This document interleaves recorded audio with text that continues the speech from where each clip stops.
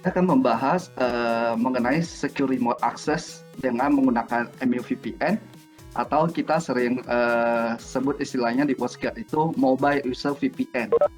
Nah, kemudian ada salah satu fitur di WatchGuard Firebox juga namanya TDR ataupun Threat Detection and Response.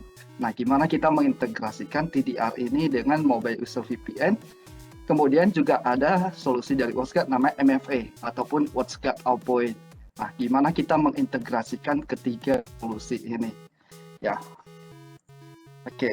Nah, jadi agenda kita hari ini ada tiga fitur ataupun tiga solusi yang akan kita bahas, ya, yaitu di Mobile User VPN, kemudian TDR enforcement-nya, kemudian MFA.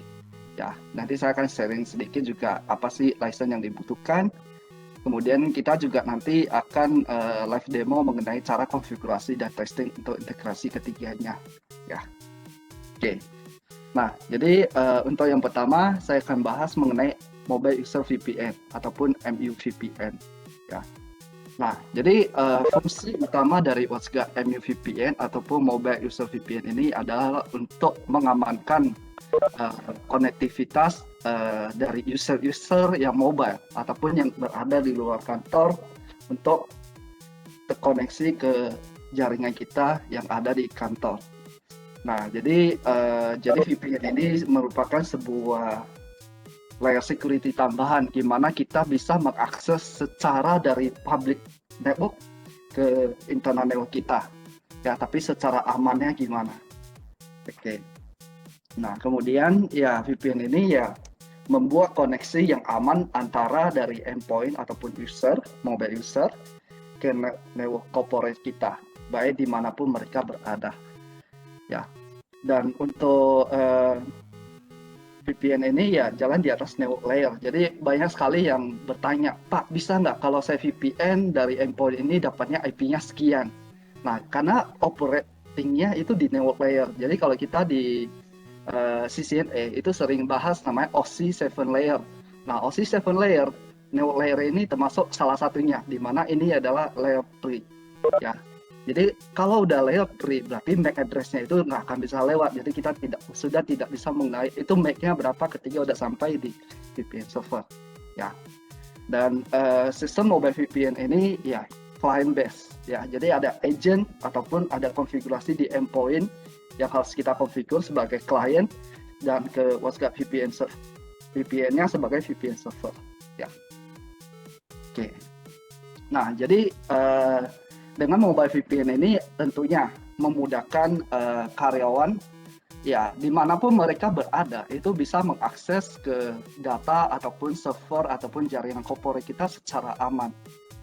Nah, untuk mengkonfigur VPN ini ada dua step yang harus dikonfigur. Pertama yang dikonfigur di sisi Firebox ataupun WatchGuard Firebox.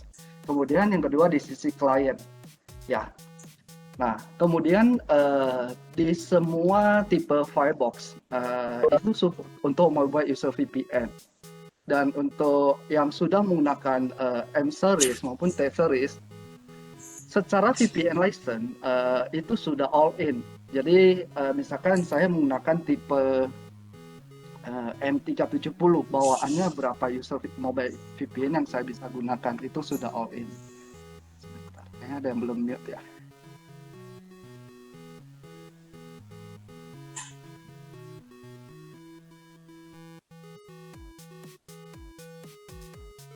Oke, bagi yang baru join nanti tolong di mute ya. Oke, ya saya akan lanjut. Nah, jadi saya akan tunjukin salah satunya di sini. Sorry.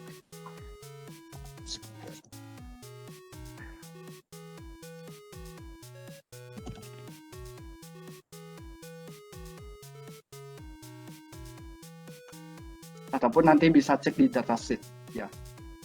Oke, contoh saya akan misalkan M270, M370, M470 misalkan.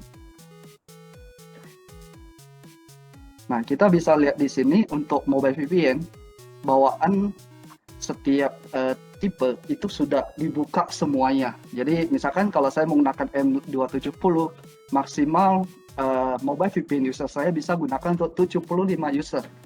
Begitu juga dengan 370, maksimal 150 user, M470 itu maksimal 250 user. Jadi kita udah tidak perlu beli license lagi. Kalau yang masih menggunakan model lama, yang modelnya STM, jadi belum yang menggunakan model M maupun menggunakan model T. Nah, itu biasanya bawaannya itu kadang ada yang cuma 5 user, ada yang cuma 10 user. Kalau butuh lebih dari itu, harus tambah additional license. Nah, tapi untuk yang seri baru kita di T series, di M series itu udah open all. Ya, tinggal tergantung tipenya itu sanggup handle berapa user. Ya, oke. Nah, jadi saat ini kita ada 4 tipe mobile user VPN. Ada IK versi 2, kemudian ada L2TP, kemudian ada SSL dan IPsec. Nah, untuk PPTP sudah dihilangkan dari firewall versi barunya di WatchGuard, karena PPTP sebenarnya udah kurang secure. Jadi PPTP udah dihilangkan, digantikan yang L2TP ini. Ya. Nah, jadi secara comparison, baik dari IK versi 2, mobile VPN SSL maupun IPsec. Nah, dia punya plus minus masing-masing. Jadi kalau kita lihat dari segi kriptografiknya, secara security-nya, IK versi 2 ini yang paling direkomendasi karena paling bagus kriptografiknya. Ya, kalau SSL ya oke, karena dia menggunakan SSL maupun TLS. Ya, kalau IPsec ya masih lebih oke. Ya, plus minus. Ya, oke. Nah, kemudian untuk VPN koneksi tunnel, kita bisa menggunakan forceful tunnel. Jadi semua akses ketika terhubung ke VPN itu harus melewati firewall ataupun melewati VPN traffic ataupun tunnelnya. Nah, itu kita bisa force. Ada juga yang menggunakan split tunneling. Nah, split tunneling ini jadi kita bisa memisahkan. Jadi kalau misalkan hanya untuk yang berhubungan ke jaringan kantor ataupun yang ke server kantor itu lewat tunnel VPN. Sisanya, misalkan ke internet akses dan lainnya tetap lewat jalur internet dia. Nah, itu kita bisa lakukan di split tunneling. Ya, oke. Jadi untuk yang split tunnel by default kita hanya perlu configure di sisi firebox ya. Untuk yang SSL maupun IPsec. Namun kalau untuk IK versi 2 itu perlu ada tambahan konfigurasi di sisi client side-nya. Ya, oke. Secara speed ya IK versi 2 maupun IPsec oke dibanding SSL. Namun SSL ini jauh lebih mudah digunakan karena di berbagai provider mereka biasanya selalu membuka protokol SSL ini. Nah, ada beberapa provider itu memblok protokol untuk IPsec maupun IK versi 2 karena ada kebijakan dari pemerintah yaitu harus menggunakan internet sehat. Jadi sebenarnya VPN itu dibatasi. Ya. Nah, sehingga jauh lebih mudah bila kita menggunakan SSL karena di berbagai provider baik kita menggunakan tethering ataupun lain biasanya open. Ya. Oke. Kemudian ya di Oke, tadi sepertinya ada yang bertanya mengenai sebentar ya.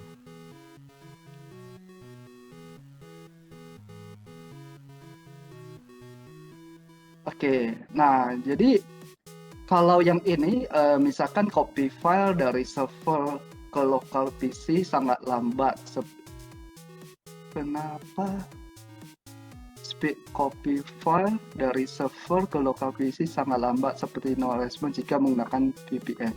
Nah, ini perlu cek. Jadi ini bisa masalah sisi internet juga karena VPN kan menggunakan internet. Jadi harus pastikan bandwidth upload downloadnya. Ya. Oke. Oke. Kemudian apakah VPN dikompresi? Oke. Jadi di VPN ini kan kita menggunakan protokol enkripsi dan lain sebagainya. Jadi kita bisa cek di sini ya.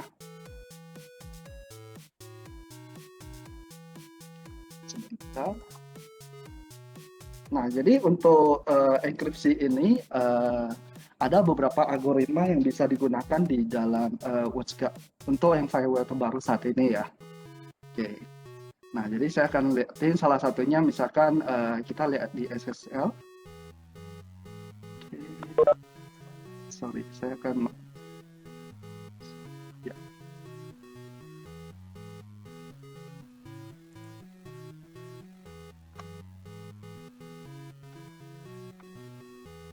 Nah, jadi di sini kita ada pilihan. Jadi mau menggunakan 3DS maupun AES untuk enkripsinya, ya. Dan bahkan kita udah support yang terbaru untuk algoritma enkripsi yang menggunakan GCM, ya. Oke. Dan untuk authentication-nya ya kita support untuk SSL mulai dari SSH1 sampai SSH21 512, sorry. Ya. Terus apakah butuh IP public untuk implementasinya? Ya pasti, karena kalau VPN supaya kita bisa akses dari manapun ya tentunya perlu IP public ya supaya bisa karena secara network supaya bisa diakses dari manapun ya secara IP tersebut harus secara terrouting secara global ya salah satunya itu IP public tadi ya. Oke.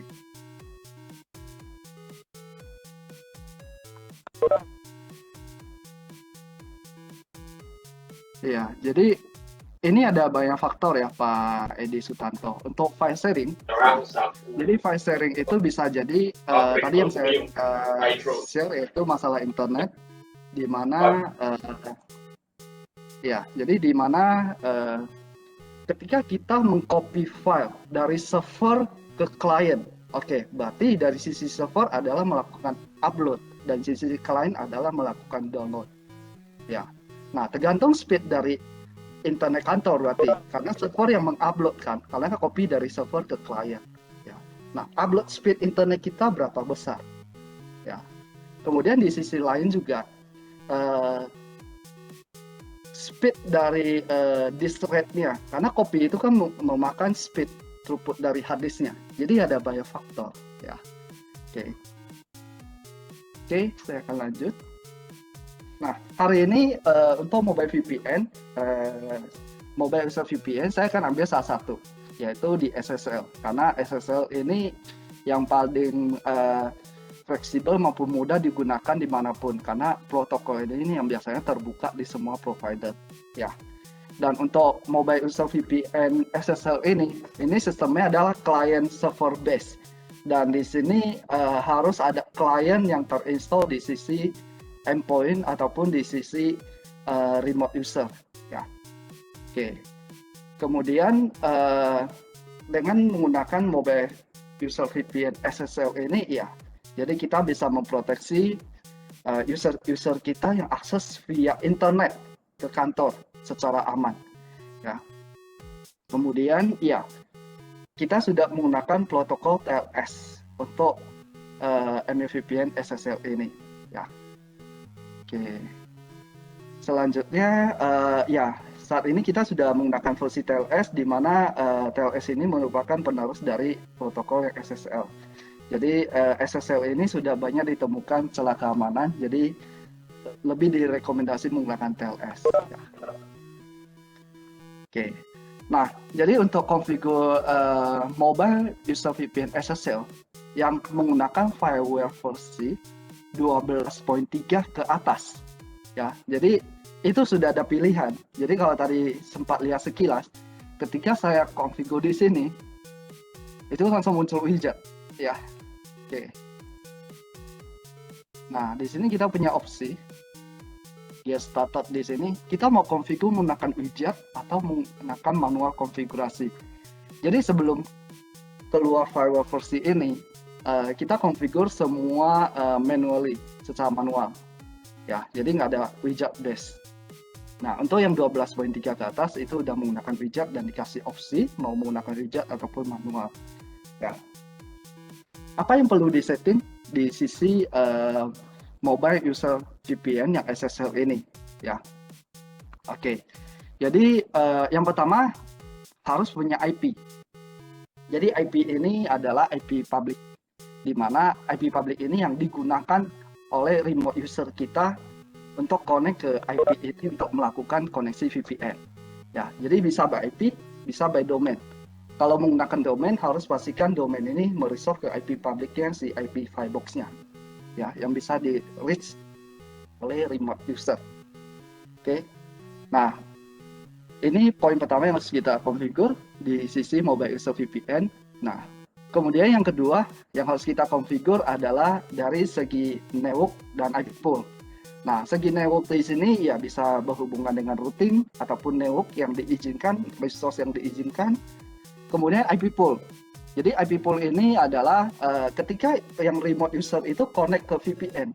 Nah, mereka diberikan IP. IP-nya berapa?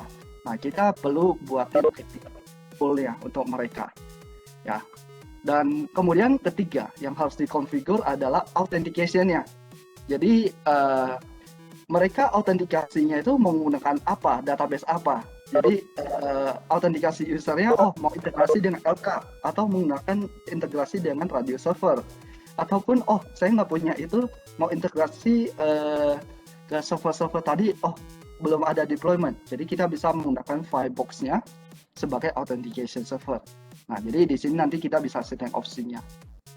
Kemudian di sini kita bisa define di step berikutnya yaitu define user dan grupnya. Jadi grup atau user mana yang diizinkan untuk VPN. Ya. Nah, kemudian di advanced konfigurasinya nanti kita bisa modify sesuai kebutuhan. Misalkan kita punya kebijakan dari perusahaan, authentication-nya harus menggunakan ini, kemudian encryption-nya harus menggunakan ini dan lainnya. Ya, nah itu nanti kita bisa lakukan di yang advanced setting. Ya. Kemudian untuk policy. Nah, di policy ini nanti kita bisa sesuaikan. Jadi misalkan secara global saya bikin semua user yang connect VPN, saya akan berikan dia IP, ya, dan bisa akses ke dalam network kantor kita. Nah, tapi ada beberapa yang harus dibatasi. Misalkan ada user-user tertentu, mungkin hanya boleh ke server tertentu. Di luar dari itu tidak boleh. Nah, itu nanti kita bisa atur di dalam policy. Ya, oke. Saya akan langsung ke konfigurasi untuk SSL-nya. Jadi saya akan remote dulu. Jadi untuk hari ini, jadi saya siapkan environment lebih kurang seperti ini. Jadi di sini ada firewall M670 di sini, dan interface yang terhubung ke eksternal ini menggunakan IP 192.168.100.60. Nah, ini saya anggap sebagai IP public karena ini kan set di dalam environment ya, jadi tidak bisa diakses dari luar dan tidak menggunakan IP public. Jadi saya akan anggap ini sebagai IP public dan kita configure sebagai eksternal. Ya. Nah, kemudian saya akan define lagi dua koneksi. Jadi satu koneksi yang menggunakan segmen 10.101.0/24. Nah, ini untuk yang segmen trusted. Kemudian untuk segmen 10.102.0/24 ini saya akan anggap sebagai segmennya DMZ. Jadi saya akan masukin ke zone-nya opsional ya. Oke. Secara basic network ini sudah saya configure ya. Jadi nanti kita bisa verify.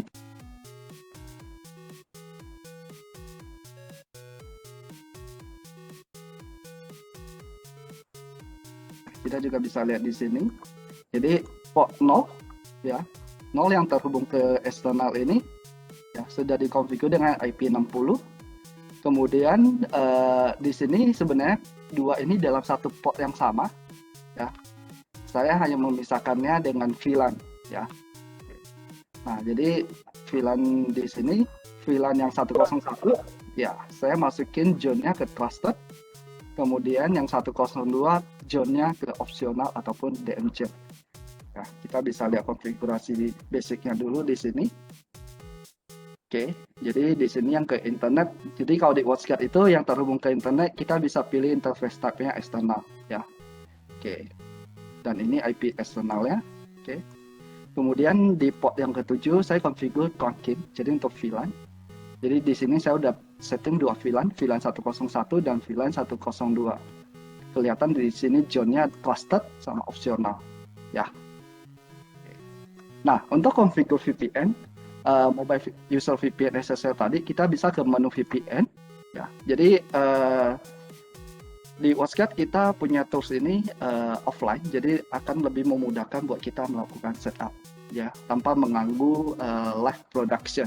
Nah, jadi usahakan selalu gunakan tools ini ya. Oke, jadi ke menu VPN, kemudian mobile VPN. Kalau kita mau configure langsung menggunakan widgetnya, maka kita bisa langsung klik tipe MU-VPN mau kita configure. Tapi kalau misalnya karena kita udah sering configure, ya udah saya nggak perlu widget, saya udah tahu step-stepnya misalkan.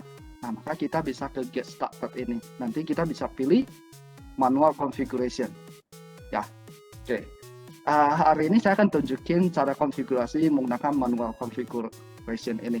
Ya, oke. Nggak susah kok, cukup simple. Ya. Nah, jadi yang perlu dilakukan pertama adalah kita mengaktifkan. Jadi kita harus aktifkan dulu fungsinya. Aktifkan dulu fungsinya untuk VPN SSL. Ya, by default disable. Ya.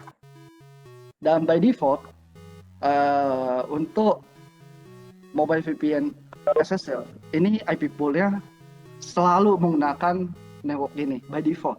Nah, ini kalau misalkan di dalam jaringan kita ternyata ada segmen kita yang menggunakan ini juga, maka ini harus diubah. Ya, oke. Nah, sebelum saya ke sini, saya ke Firebox IP. Jadi ini step kedua yang harus kita configure setelah kita mengaktifkan ya SSL. Nah, di sini otomatis akan muncul pilihan IP yang bisa digunakan.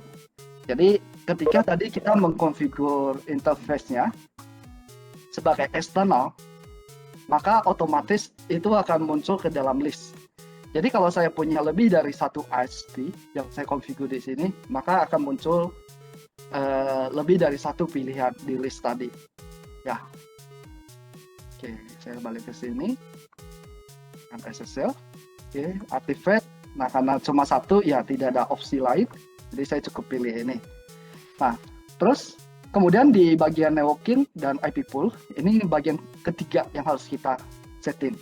Nah, di sini kita punya di opsi, yaitu bridge, ya, maupun jadi ketika kita melakukan bridge, jadi nanti ketika mobile user ini connect, nah kita mau bridge ke interface mana. Jadi mobile user tadi itu akan seolah-olah menggunakan LAN internal kita. Ya, segmennya sama ketika kita menggunakan bridge. Ya, oke. Nah, tapi ada risiko kalau misalnya kita menggunakan DHCP, mungkin aja terjadi konflik. Ya, biasanya saya kan lebih merekomendasi menggunakan root. Nah, root ini akan lebih fleksibel, nanti kita bisa ngatur di sisi routingnya. Ya, oke. Nah, terus kemudian setelah kita pilih network ini, kemudian kita bisa pilih mau force atau mau split. Jadi yang tadi saya cerita di awal bahwa ketika connect VPN, itu apakah semua traffic user ini harus melewati firewall kita? Atau hanya traffic yang berhubungan ke jaringan kantor kita yang lewat VPN, sisanya ya lewat internet dia. Nah, jadi di sini ada dua opsi. Jadi kita mau force semuanya harus lewat atau split. Jadi hanya yang berhubungan dengan jaringan kantor kita saja yang lewat VPN. Dan kemudian di sini juga ada dua opsi ketika kita pilih yang split, ya. Kalau kita pilih yang allow access to all trusted, optional, dan custom network. Jadi apapun network yang terkonfigur di interface Firebox ini akan diizinkan ketika mereka connect VPN SSL ini. Atau mau kita batasin, jadi hanya segmen tertentu, ya. Jadi tidak semua segmen, ataupun hanya IP tertentu. Nah, ini juga split tunneling, ya. Oke, nah untuk simple saya akan demokan menggunakan ini, ya. Jadi nanti kita bisa batasin di policy. Saya akan buka semua yang ke dalam jaringan kita tapi split tunnel, tapi nanti kita akan batasin di policy, ya. Oke. Kemudian IP pool ini. Nah, IP pool ini adalah IP yang akan diberikan ke si klien. Ya, ketika mereka connect VPN, dia akan dapat IP berapa. Ya. Oke. Saya akan bikin di sini sebagai 113 titik 0/24. Ya. Oke. Oke, setelah define IP pool, berikutnya harus kita define adalah authentication, ya. Nah, autentikasi ini kita menggunakan apa? Nah, by default, karena saya tidak integrasi dengan server autentikasi manapun, nah, jadi hanya dikasih satu opsi ini. Nah, nanti saya akan tunjukin opsi lain di mana kita integrasikan yang MFA. Jadi nanti kita bisa setting autentikasi server tambahan, ya. Oke. Terus di sini kita juga bisa aktifkan auto reconnect ya. Oke. Nah, auto reconnect ini disarankan harus diaktifkan. Kalau misalkan di sini kita menggunakan lebih dari satu ISP untuk saling backup. Ya, in case ISP pertama mati, user yang dari mobile masih bisa connect ke VPN yang berikutnya. Nah, auto reconnect ini harus dinyalakan. Ya, oke. Nah, berikutnya yang harus dikonfigur adalah yang advance ini. Jadi tergantung kebijakan dari policy IT masing-masing perusahaan, autentikasi protokol yang menggunakan apa, kemudian enkripsinya menggunakan apa. Dan ini by default ya, kita menggunakan port 443. Jadi kalau misalkan butuh di luar dari port 443 ini nanti bisa di custom. Ya. Kemudian ya, apakah kita harus ketika user mobile VPN connect, nah mereka akses ke internal server kita masih menggunakan FQDN atau domain name atau langsung by IP. Nah, kalau by FQDN ataupun domain name itu harus pastikan kita setting internal DNS kita di sini dan widgets-nya. Ya, oke. Oke, setelah itu saya tinggal oke. Ya. Nah, jadi begitu kita selesai setting untuk mobile VPN SSL tadi, dia akan otomatis create dua policy ini. Ya, satu policy yang pertama yaitu dia mengizinkan dari eksternal ke Firebox. Jadi dari internet ke Firebox ini untuk SSL VPN. Nah, ini yang diizinkan di policy pertama. Nah, kemudian policy yang kedua yaitu dia mengizinkan SSL VPN user punya any. Jadi ketika user ini udah connect, dia masuk di dalam grup yang SSL VPN, maka dia bisa kemanapun sesuai yang dikonfigur di sini. Ya, apakah kita force all atau kita split tunnel tapi allow semuanya? Nah, di sini any maka dia akan ke semua. Ya, oke. Oke, saya ngambilkan any dulu. Dan untuk memudahkan tracking, jadi kita bisa aktifkan dulu lognya. Di sini saya aktifkan lognya. Oke.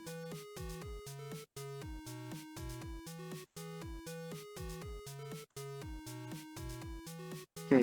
Nah, step berikutnya yang harus kita konfigur adalah user group. Ya, setelah tadi kita mengkonfigur SSL VPN, kemudian adalah kita konfigur usernya. Ya, di sini tadi secara otomatis akan terbuat satu grup SSL VPN secara otomatis, tapi belum ada usernya. Ya, grup ini yang dimasukin nanti sebagai from-nya di policy ini. Ya, nah supaya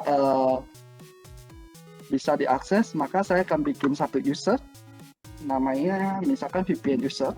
Oke, passwordnya minimal 8 karakter. Setelah itu user ini dimasukin ke dalam grup, ya, ke dalam grup ini. Ya, oke. Habis itu oke. Kemudian tinggal save to Firebox. Ya. Sebelum kita save to Firebox, konfigurasi ini tidak akan apply. Ya, jadi Firebox yang saat ini sebelum saya masukin ini ya tidak ada konfigurasi VPN. Begitu saya save, baru ada konfigurasi VPN-nya. Nah.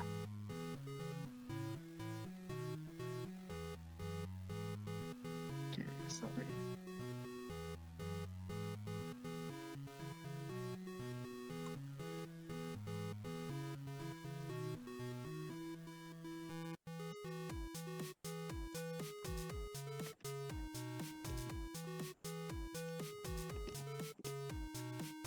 Oke. Nah, setelah di save, nah kita udah bisa tes koneksi VPN-nya. Ya, di sini saya akan tes dari PC user eksternal ini. Nah, ini yang akan tes VPN ke Firebox yang ada di sini. Ya, oke.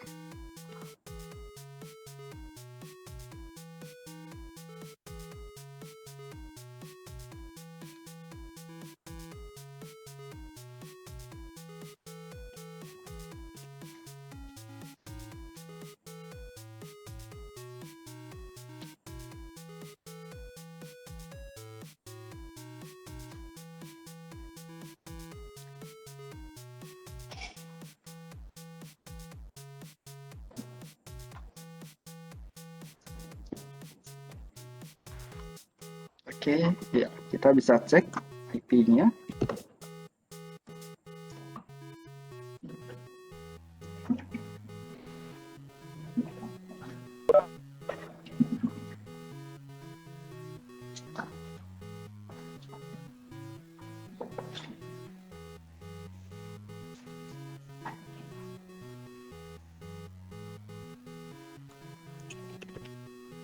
Oke, ini IP-nya 68.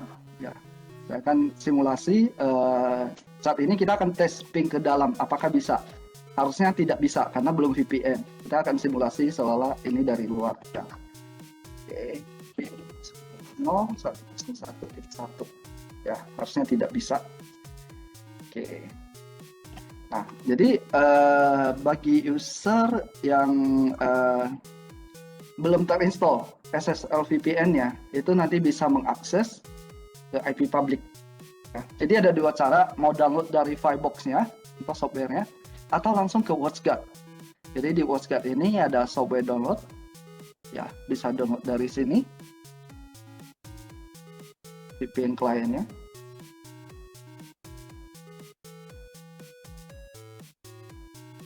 Ya, tinggal pilih. Misalkan saya menggunakan M-Series ini. Nah, di sini kita bisa download mobile VPN user SSL-nya, ya, mau untuk Windows ataupun yang macOS. Ya. Oke, atau cara kedua ya kita bisa download dari Firebox-nya. Jadi kita tahu IP Firebox-nya eksternalnya adalah 60 ini. Saya bisa download software-nya dari sini. Ya. Jadi bagi user yang punya privilege untuk VPN SSL ini bisa langsung download ke sini. Oke. Kemudian proceed. Nah, di sini usernya bisa login. Jadi dengan menggunakan user yang sudah kita create sebelumnya di bagian setup authentication server ini, VPN user yang sudah kita create dan associate ke grupnya VPN SSL ini. Ya. Oke.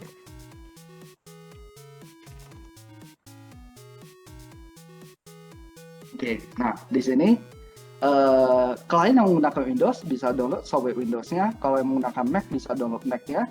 Ya, kalau yang menggunakan SSL nanti bisa download profile ini. Yang menggunakan Android ataupun iOS nanti bisa download profile ini. Ya, nanti bisa dikirim via email. Jadi dari Android ataupun iPhone-nya bisa install OpenVPN client dan import profile ini. Nah, oke. Karena saya menggunakan Windows, saya akan download Windows-nya. Ya. Oke. Kemudian tinggal saya install. Jadi untuk memastikan bahwa user bisa VPN atau tidak, bisa login ini atau tidak. Jadi kalau dia tidak bisa login ini biasanya secara VPN tidak diizinkan. Sebentar, nanti saya discard ya. Oke, sorry, saya download ulang.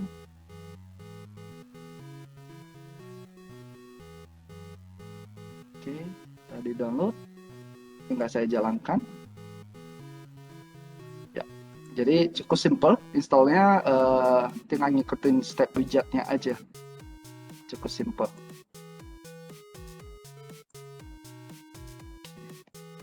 Ini karena saya sudah terinstall dan tadi saya sudah nyalakan, jadi saya bisa close.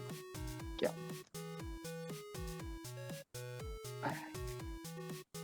Oke, tinggal saya launch.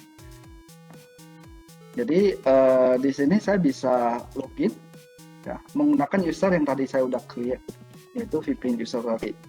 Di sini terlihat bahwa saya masih belum bisa connect ke network dalam karena saya belum terhubung ke VPN.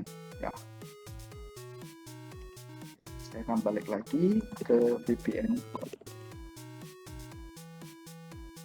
Tinggal saya login dengan menggunakan kredensial user dalam password yang sudah di-create tadi. Ya, situ connect.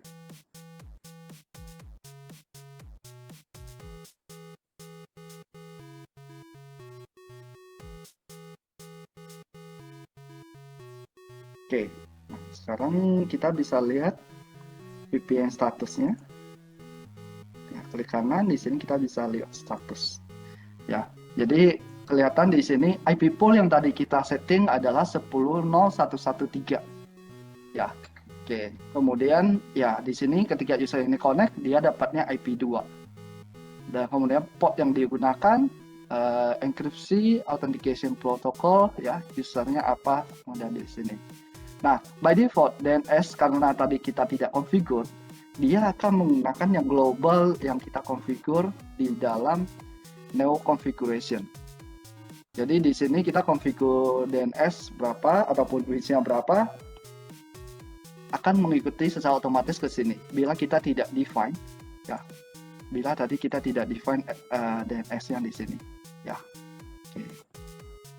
Sekarang saya akan coba akses ke ini, ya, sudah bisa akses. Ya. Oke. Oke, jadi cukup simple untuk configure mobile VPN di sisi widget, ya. Nah, tinggal nanti sesuai kebijakan dari perusahaan. Jadi kalau misalkan contohnya di sini, ketika user connect VPN, kalau user A dia hanya boleh akses ke server ini, user B hanya boleh akses ke server ini, misalkan. Nah, nanti kita bisa main di dalam policy ini. Jadi policy defaultnya bisa kita disable. Kemudian di sini nanti kita bisa add policy baru. Nah, tinggal server yang diakses menggunakan protokol apa. Contohnya misalkan web server, ya. Nah, web server saya izinkan hanya dari user.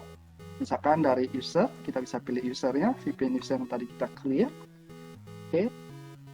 Kemudian dia boleh akses ke mana? Misalkan hanya boleh akses ke server ini, ya, 101.99 misalkan. Jadi saya mengizinkan user ini ketika connect VPN, dia hanya boleh ke server ini. Ya. Jangan lupa log yang diaktifkan untuk memudahkan tracking. Ya. Nah, jadi kita bisa custom policy demikian juga. Ya. Oke.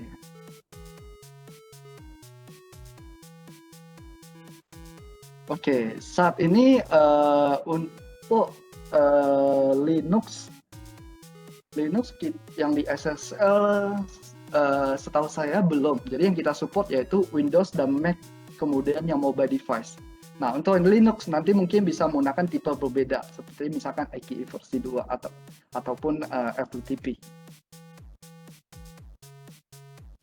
Saya akan lanjut ke fitur berikutnya yaitu TDR host sensor enforcement, ya. Jadi TDR host sensor enforcement ini adalah salah satu fitur baru di WatchGuard dari versi fireware 12.5.4 ke atas, ya. Jadi sebelum 12.5.4 itu sudah ada fungsi namanya TDR ataupun Threat Detection and Response, ya.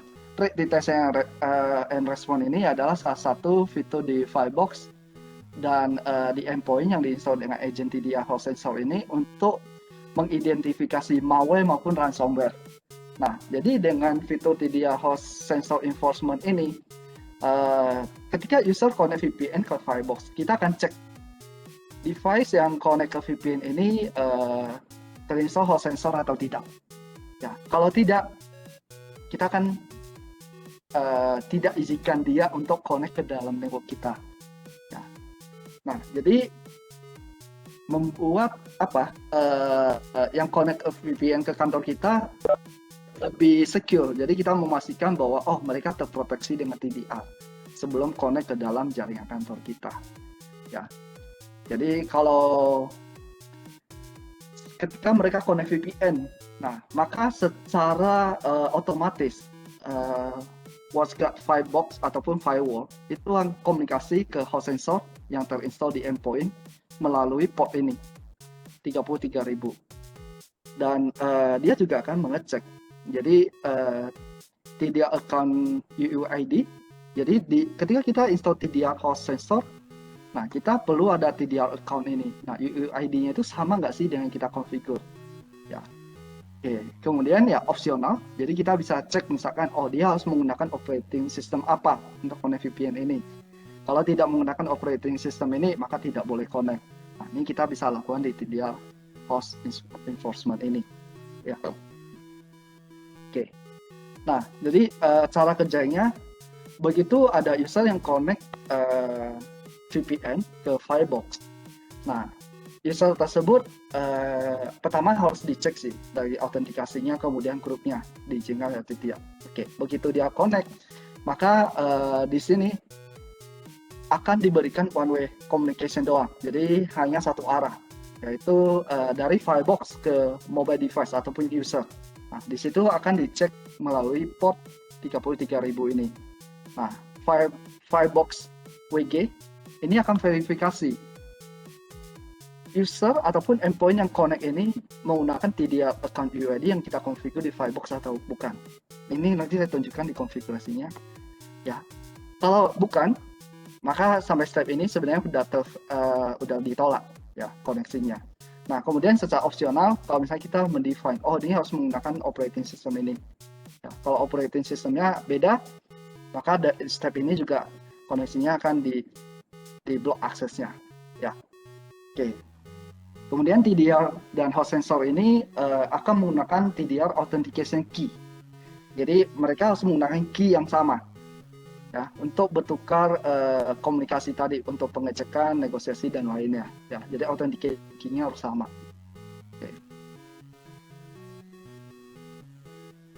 Oke, kemudian di sini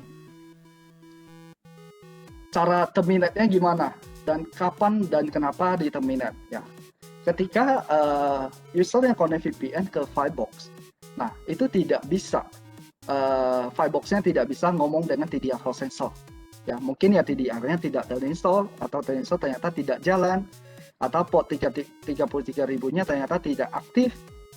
Ya. Atau tadi TDR authentication key-nya tidak sama. Nah, ini maka VPN koneksinya akan di-terminate. Ya, jadi tidak bisa connect VPN-nya. Oke. Kemudian kalau TDR host sensornya ternyata account UID-nya juga beda dengan host sensor enforcement yang kita configure.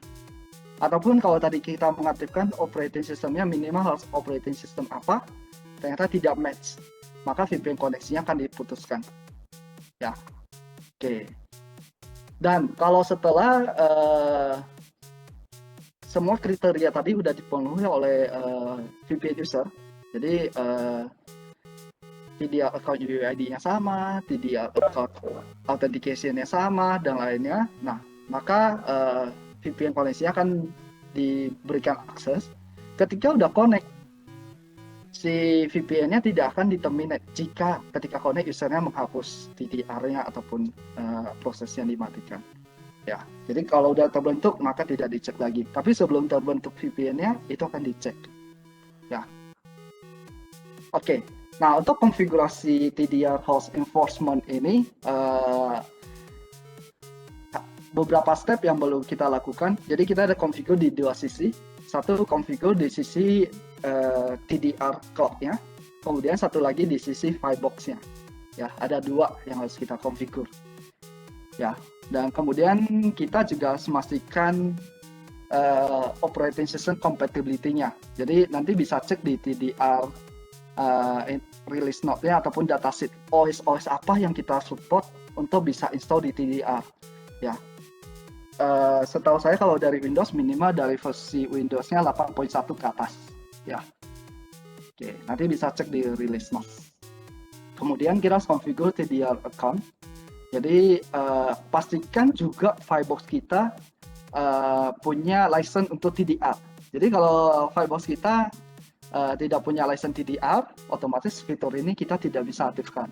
Nah, paling simpel adalah Firebox kita menggunakan basic security ataupun total security. Kalau basic sudah dipastikan tidak bisa, karena basic nggak punya fitur TDR. Tapi kalau yang sudah menggunakan total license security-nya, itu pasti punya fitur TDR ini. Tinggal masalahnya aktif atau tidak. Ya. Oke.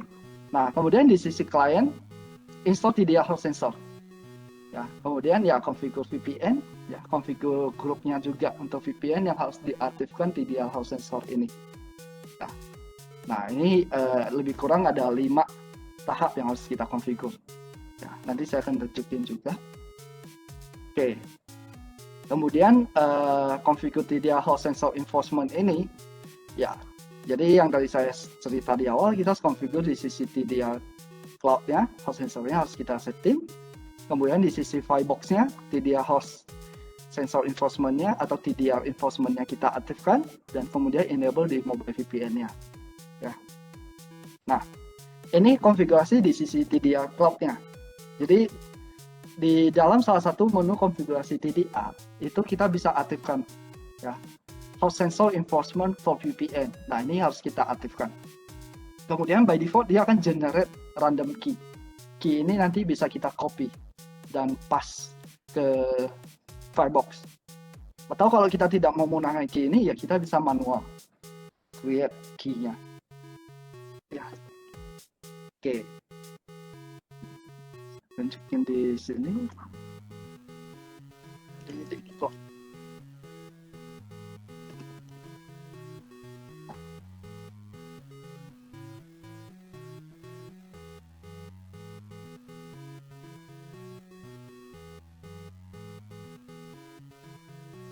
Oke, nanti kita akan bahas mengenai MFA ini. Ini adalah salah satu function MFA-nya.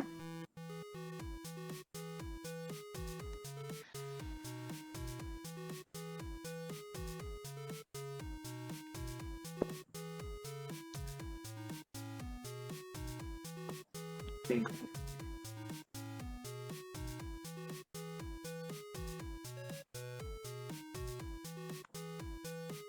Oke, untuk lihat status TDR, kita bisa lihat di sini ya. Berapa hostnya atau berapa klien yang terinstall dengan TDR yang jalan atau yang nggak jalan dan lainnya. Ya, ada di bagian monitor, threat detection. Ya. Oke. Nah, di sini saya bisa memastikan endpoint yang akan kita tes statusnya sudah terinstall atau belum. Ya. Nah, di sini endpoint yang akan saya tes. Oke, status ini lagi down. Nanti kita akan install ulang ya untuk tes simulasi. Ya. Oke. Nah, untuk aktifin TDR-nya, TDR enforcement ada di bagian configure, kemudian threat detection. Ya.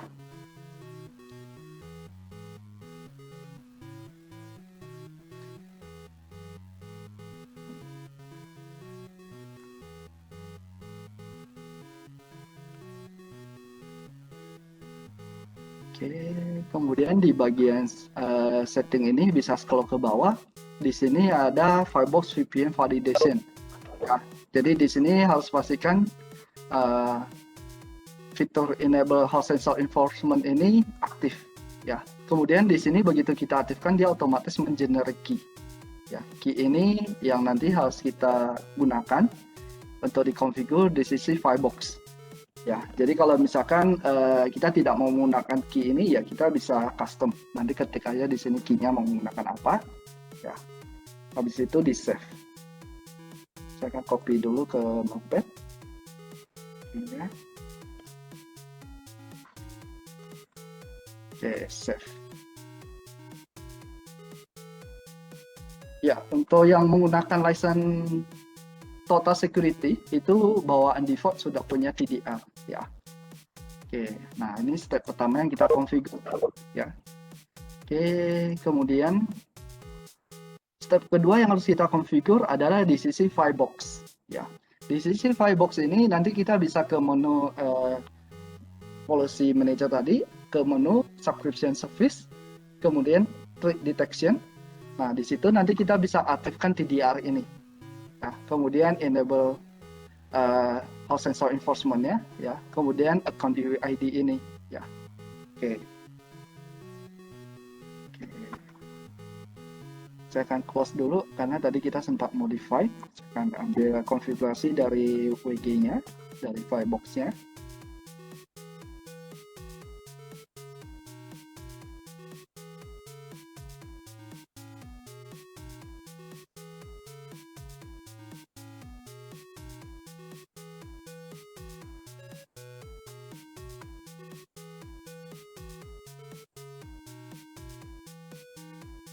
Oke, nah di sini kita bisa aktifkan TDR-nya di menu subscription, kemudian ada threat detection bagian bawah. Nah, jadi by default disable fungsinya. Jadi kita harus aktifkan. Begitu kita aktifkan, baru fungsi host sensor enforcement-nya bisa digunakan. Nah, kemudian dari mana kita mendapatkan account UUID ini? Nah, jadi account UUID yang nanti kita masukin ke sini harus sama dengan host sensor yang kita install di sisi endpoint VPN user. Jadi kalau account UUID-nya ternyata beda dicek, maka VPN-nya tidak akan diizinkan. Ya, oke, kita ambil dulu account UUID-nya. Nah, jadi bagi yang punya subscription service ini nanti bisa ambil account UUID di account masing-masing di bagian monitor, threat detection. Ya. Di sini ada Firebox. Nah, account UUID ini bisa di copy. Jadi tidak semua customer yang menggunakan Firebox ini sama account UUID-nya, pasti beda ya account-nya. Oke. Di sini. Kemudian saya mau aktifkan host sensornya, ya. TDL account UID-nya sama. Oke, kemudian di sini saya bisa add account UID-nya juga sama dan authentication key-nya. Ya, authentication key-nya tadi saya udah copy. Tinggal saya copy paste lagi. Ya. Oke. Oke, ya. Nah, di sini kita bisa atur tadi yang opsi. Minimal harus menggunakan Windows versi berapa, ya. Oke, dan macOS-nya minimal harus menggunakan OS berapa. Ya, jadi yang pertama akan dicek ini begitu connect VPN, kalau kita aktifkan fungsi ini nanti dicek TDR account UID ini sama nggak? Kemudian authentication key-nya sama nggak? Kalau ini tidak sama, maka udah langsung di terminate. Nah, kalau ini udah sama, OS-nya ini memenuhi kriteria nggak minimal Windows 8, ya 8.1. Kalau tidak, di step ini juga diputusin, ya. Oke, nah ini konfigurasi di sisi PDR-nya. Oke. Habis itu di sini akan terbentuk satu policy otomatis juga untuk supaya Firebox-nya bisa komunikasi ke cloud-nya TDR. Nah, untuk memudahkan tracking, saya akan aktifkan log-nya. Nah, masih ada satu step yang harus kita lakukan, yaitu kita aktifkan di sisi mobile VPN-nya. Ya. Jadi di mobile VPN ini, di sini akan muncul host sensor enforcement. Nah, di sini kita bisa centang aktifkan grup ini. Saya akan aktifkan host sensor enforcement-nya. Ya. Oke.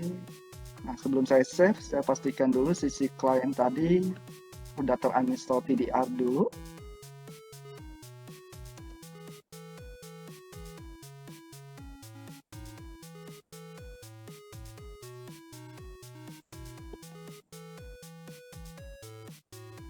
Oke, sudah tidak ada, saya cek service-nya.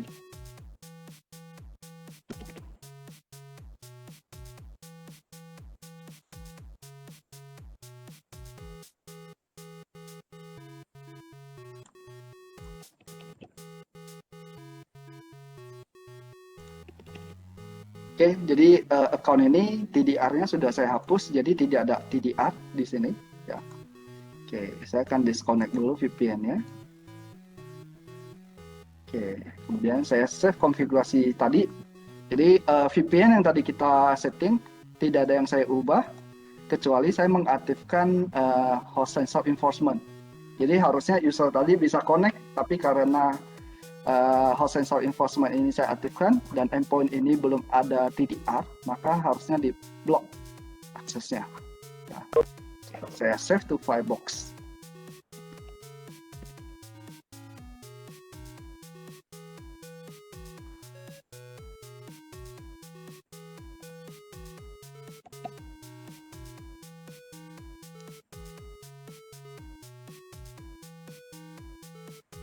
Oke, kita akan tes kembali koneksi VPN-nya. Sebelum VPN, saya cek kembali. Saya tidak bisa akses ke dalam. Ya. Oke. Kita akan connect kembali VPN-nya.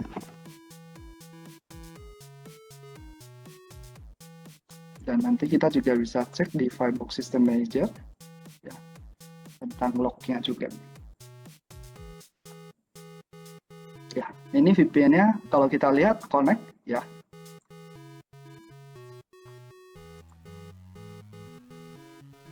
Oke, saya akan coba ping ke dalam. Harusnya tidak diizinkan karena statusnya belum terinstall TDR ya. Oke.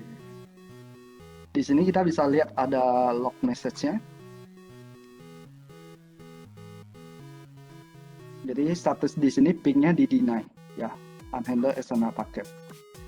Nah, kenapa kita bisa lihat di sini bahwa kita mengaktifkan TDR host enforcement. Jadi bahwa user yang connect VPN ke kantor kita itu menggunakan device di mana tidak ada TDR host sensornya. Ya, jadi Firebox nggak bisa ngomong nih ke endpoint itu cek, oh dia ada host sensor nggak ada. Berarti secara aksesnya di deny sama si Postcard Firebox. Ya, oke. Walaupun dia menggunakan username dan password yang sudah valid, ya dia udah berhasil connect VPN, tapi tidak bisa akses ke dalam. Ya, oke. Kita akan install TDR-nya. Sorry, saya akan disconnect dulu.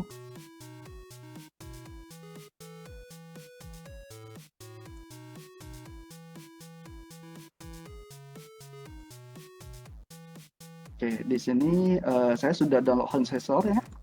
Oke, sama TDR account.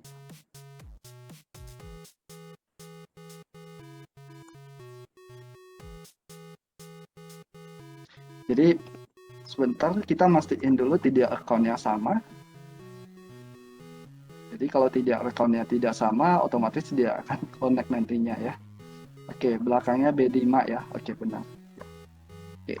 Nah, untuk install TDR cukup simple. Jadi nanti di cloud sini ya, di cloud di bagian host sini ya.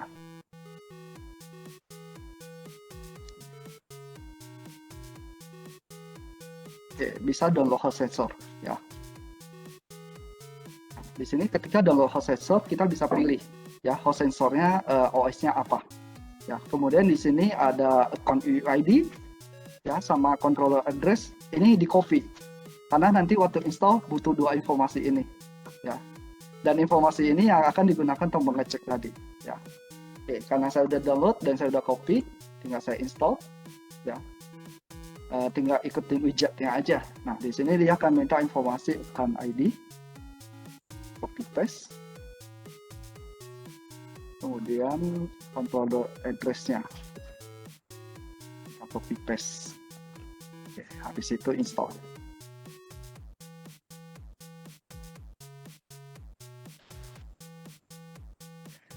Oke, ya, ngajak yes.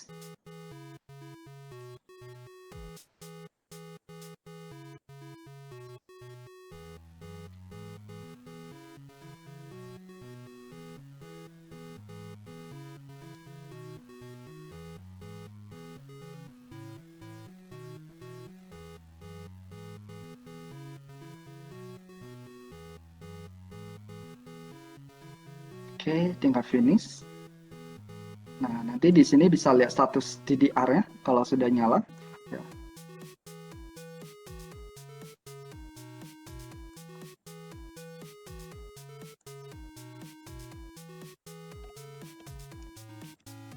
Kita bisa cek service-nya juga.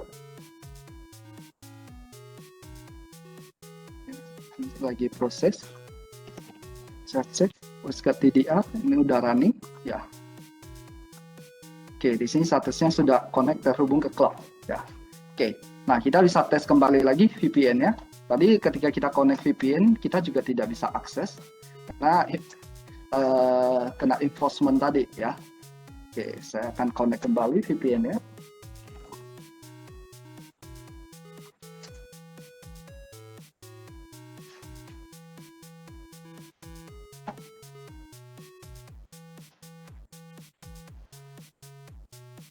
Oke, sudah connect, saya akan tes ping kembali.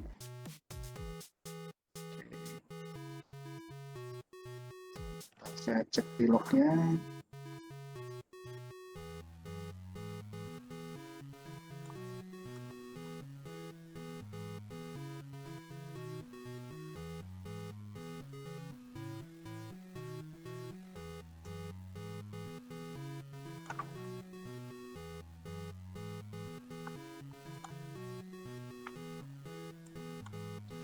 Oh, sorry. Saya matikan dulu si OS-nya. Di sini harusnya udah mic. Oke, sorry. Butuh waktu. Sebentar. Karena tadi saya baru install ya. Jadi harusnya tidak ada isu. Jadi udah terhubung. Ya, di sini ACMP-nya sudah diizinkan.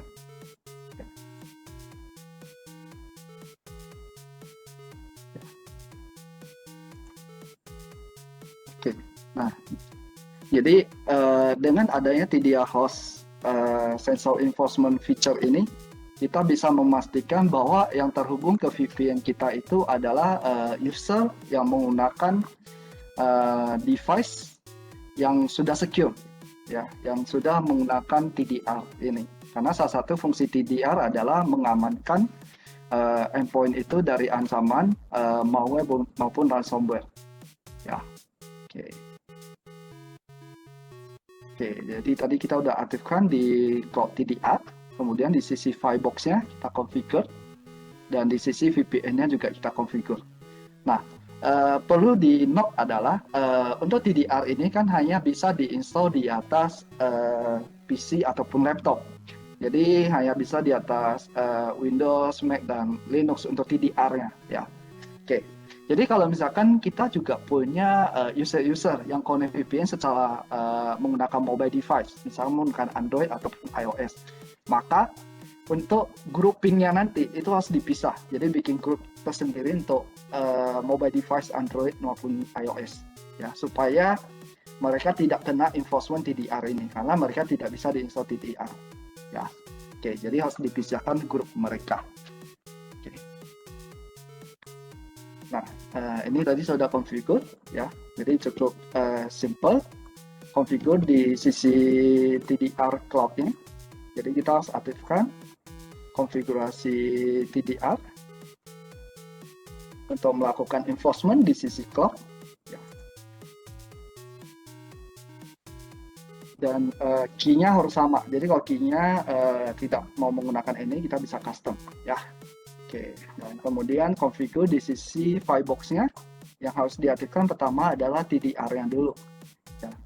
Oke, baru kita configure enable enforcement, dan harus pastikan TDR account key ini sama dengan kita configure di cloud tadi. Dan account UID-nya juga harus sama. Ya. Setelah itu aktifin di sisi mobile VPN-nya. Ya. Mobile VPN-nya bebas. Dalam hal ini kita tesnya di SSL, jadi saya tunjukin di SSL. Bagian autentikasi, enforcement-nya diaktifkan. Oke. Nah, jadi dengan dua solusi tadi, yaitu mobile user VPN dan DDR, kita sudah bisa membuat koneksi yang secure dari endpoint ataupun user ke kantor kita secara VPN. Nah, dan yang kita ketahui bahwa VPN itu emang secure, benar. Tapi username dan password ini bisa saja bocor. Jadi banyak cara. Jadi bisa dicuri oleh malware ataupun bisa misalkan di-attack oleh hacker, dengan salah satunya mungkin menggunakan keylogger dan lainnya. Nah, jadi kalau misalkan di sisi user terjadi kebocoran kredensial tadi, orang udah tahu username password, maka username password tadi selama dia valid, saya gunakan untuk VPN dimanapun itu bisa connect. Ya. Nah, dengan MFA kita akan memastikan bahwa yang connect ini adalah user yang benar, yaitu yang bisa melakukan verifikasi untuk mengizinkan dia connect dengan user ini atau tidak. Nah, jadi MFA ini proteksinya lebih dari sekedar password. Jadi mencegah tadi terjadi kebocoran kredensial VPN tadi. Ya. Jadi kenapa sebutnya MFA? Karena punya lebih dari satu faktor autentikasi yang digunakan. Ya. Nah, jadi MFA ini ataupun product name-nya yaitu Outpoint, di mana ini adalah cloud-based solution. Ya, dan bisa menggunakan mobile apps token ataupun menggunakan hardware token. Ya, jadi kalau hardware token mungkin kita udah sering lihat Misalnya kita punya internet banking seperti BCA, Mandiri dan lainnya. Nah, itu punya hardware token. Nah, di WhatsApp Outpoint kita juga punya solusi hardware tokennya. Nah, bisa gunakan third party atau menggunakan tokennya dari WhatsApp juga. Jadi, WhatsApp ada solusi software maupun hardware. Kalau software ya free. Kalau hardware harus beli harga hardware-nya. Ya. Dan dengan solusi WhatsApp Outpoint ini, apa yang bisa kita protect? Kita bisa proteksi login komputer, server, ataupun cloud service, ataupun aplikasi lain. Dan salah satunya itu VPN yang akan kita bahas hari ini. Ya, oke. Nah, untuk proteksinya cukup simple. Jadi kita bisa gunakan salah satu metode. Jadi mau menggunakan QR, time-based, OTP, ataupun push-based authentication. Nah, jadi begitu ada yang login ke VPN menggunakan username dan password kita. Misalnya kita mengaktifkan metode push-based, maka kita akan dapat notif. Kalau ternyata di saat itu kita tidak melakukan koneksi ke VPN, maka tahap ini sudah akan memproteksi kita dari ancaman kredensial kita digunakan oleh orang lain yang tidak bertanggung jawab untuk login, yaitu kita bisa melakukan deny akses. Ya, otomatis walaupun dia punya kredensial valid, kita deny di sini, VPN-nya tidak bisa connect. Ya, oke. Nah, komponen di WhatsApp Outpoint ini ada beberapa, ya. Jadi pertama dari segi manajemen UI-nya. Manajemen UI ini ada di cloud. Ya, kemudian yang kedua mobile apps. Ya, mobile apps ini kita bisa download ataupun install di atas Android maupun iOS. Dan kemudian yang ketiga yaitu kita perlu Outpoint Gateway. Nah, Outpoint Gateway ini nanti yang berfungsi sebagai radio server. Kemudian misalnya kita mau integrasi dan sync database dengan AD ataupun LDAP. Ya, ini fungsi si Outpoint Gateway. Nah, kemudian komponen berikutnya itu ada local apps. Local apps ini yang nanti kita install di atas PC ataupun server.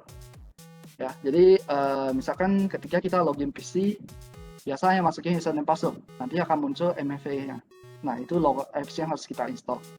Dan ini juga termasuk RDP-nya. Jadi ketika orang mau melakukan remote desktop, nah dengan ada MFA ini, local apps yang kita install, dia harus lewatin tahap MFA tersebut.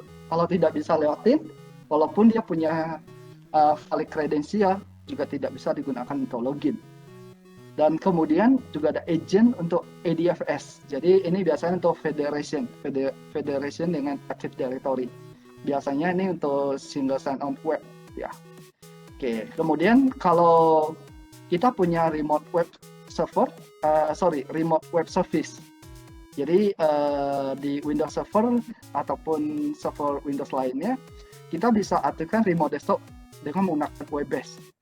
Nah, kita juga bisa aktifkan MFA-nya. Jadi ada agent yang nanti kita install di server tersebut.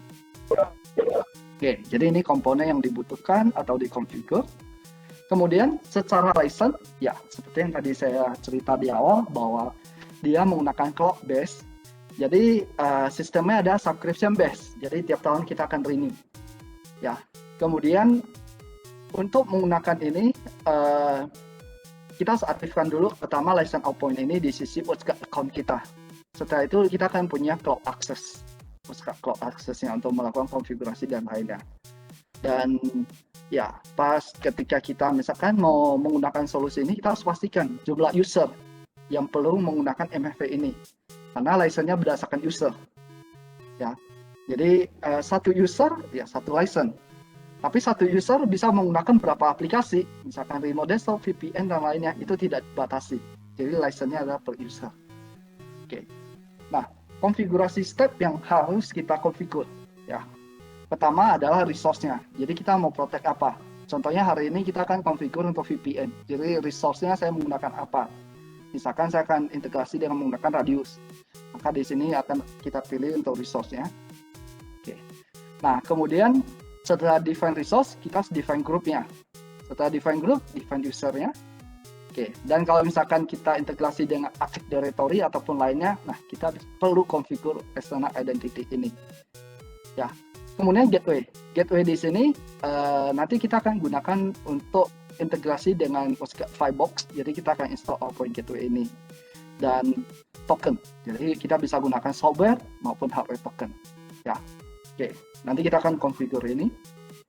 Kemudian ya step ataupun flow-nya seperti apa lebih kurang. Ya, jadi begitu nanti kita VPN dari internet ke Firebox kita, ya. Pertama kali dicek adalah kredensialnya, username passwordnya benar nggak? Nah, kalau username passwordnya udah benar, oke, maka nanti Firebox kita akan infoin ke Outpoint Gateway. Ini udah benar, step berikutnya dia akan ngomong ke cloud si Outpoint Gateway ini. Nah, Outpoint Gateway ini akan komunikasi ke WhatsApp Cloud, dan WhatsApp Cloud ini akan send push message ke mobile token kita atau software token. Nah, di sini usernya akan memberikan approval access atau deny. Ya, kalau ternyata yang login ke VPN ini bukan dia, maka dia bisa deny. Kalau ternyata dia, ya dia akan izinkan. Ini contoh kalau integrasi dengan Citrix, tapi flow-nya lebih kurang dengan yang akan kita tes hari ini.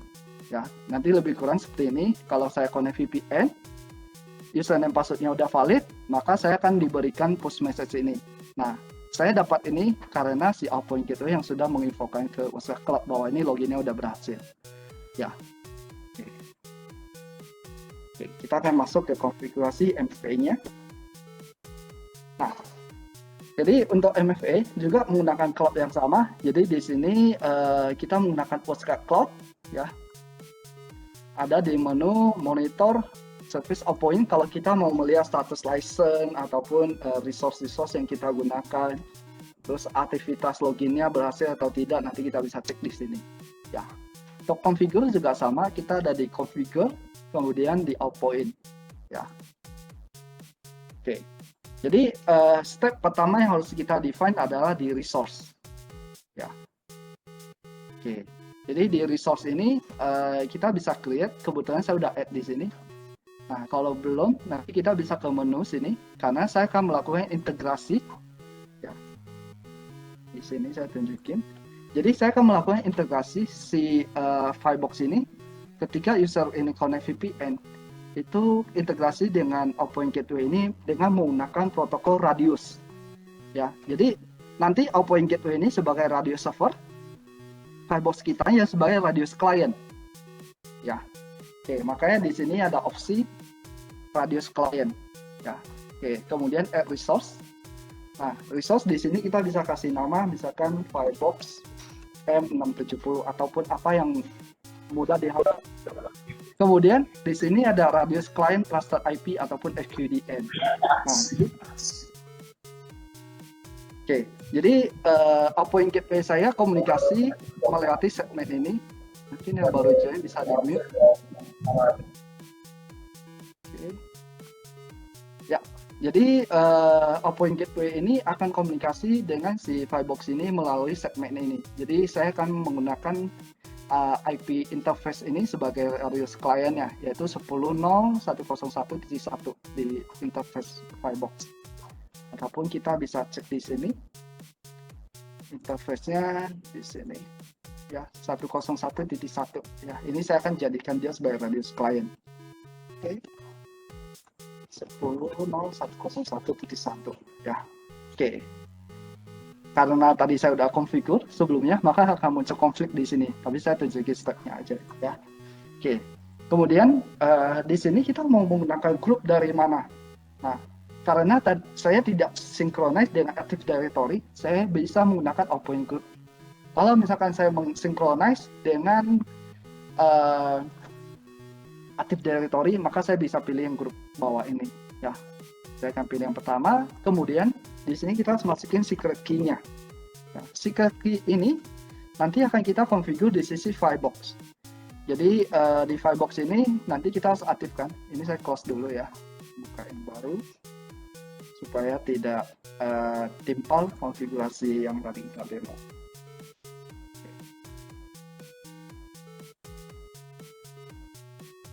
Nah, jadi key ini harus ingat waktu kita configure ya. Jadi configure Radius client di sini, di sisi Firebox-nya kita configure Radius server ya. Ada di setup, kemudian authentication server ya. Kemudian di sisi radius tinggal saya add namanya second outpoint. Ya. Nah, IP radio servernya berapa? Ya, IP radio server di sini. Jadi klien di sini ada OS yang saya akan install dengan outpoint gateway. Ya, outpoint gateway ini IP-nya adalah 10.101.100. Ya. Oke. Jadi ini dia sebagai radio servernya. Ya. Oke. Di sisi outpoint WG-nya adalah sebagai radius kliennya. Ya. Oke. Kemudian secret key ini. Secret key ini harus sama ya dengan yang kita configure di sini. Ya. Habis itu oke. Oke. Set to firebox. Ya. Oke.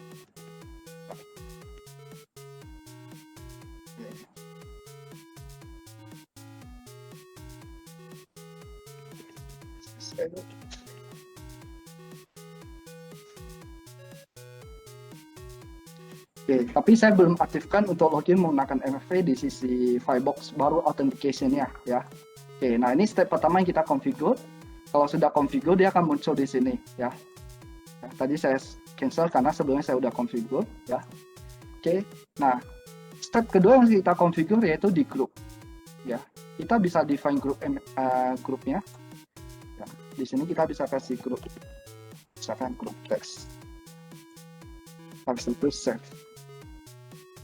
Ya, setelah itu kita define usernya. Ya. Nah, di sini nanti add user. Harus pastikan emailnya valid. Misalkan gmail.com, grupnya dimasukin ke grup mana. Ya. Nah, kebetulan saya udah define usernya. Jadi usernya saya buat namanya demo user. Ya, demo user masuk di grupnya MFA. Ya, oke. Dan nanti user loginnya adalah menggunakan demo user ini, user ID ataupun username dan email ini.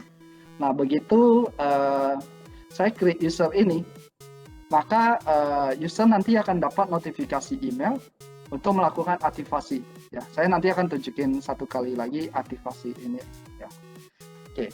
Kemudian step berikutnya yang harus kita configure adalah di sisi gateway. Ya. Nah, jadi di sini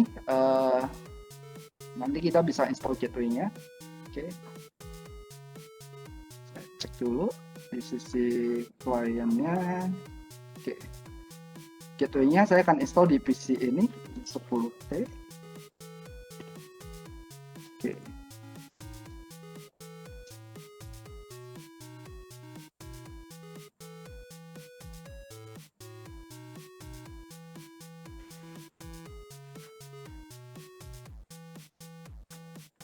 Oke, saya cek dulu service-nya sudah terinstall atau belum.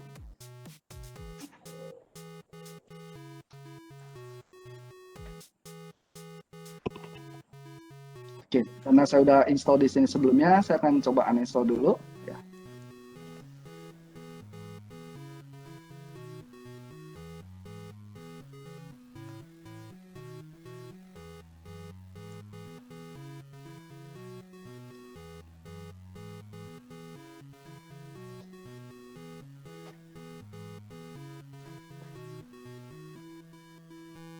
Oke, saya akan restart dulu, memastikan bahwa ini bersih. Ya. Nah, jadi paralel kita bisa add gateway. Di sini saya add gateway. Ya. Hapus dulu, sorry yang lama. Ya. Oke, di sini kita add gateway. Misalkan WG outpoint gateway misalkan. Ya, port radiusnya berapa? Jadi tadi dari komunikasi outpoint gateway ini ke si radius client dan sebelahnya kita menggunakan port berapa? Ya. Standarnya sih 1812 ya. Oke. Nah, kemudian resource-nya yang tadi kita udah define di sini, resource-nya yang mana? Yang menggunakan sebagai radius client yang mau kita hubungkan. Di sini Firebox ya, yang tadi kita udah configure atau saya configure sebelumnya. Save. Oke, begitu kita create outpoint gateway di sini, Nah, statusnya di sini terlihat not install ya, kemudian tidak aktif. Nah, kita bisa generate registration key ini. Key ini nanti yang akan kita gunakan ya untuk menginstall Outpoint Gateway. Ya. Oke, saya copy. Nah, kemudian kita bisa download Outpoint Gateway-nya. Di sini kita bisa download ya. Di sini ada gateway installer, tinggal kita download ya. Oke, harusnya downloadnya saya udah copy, tinggal kita gunakan.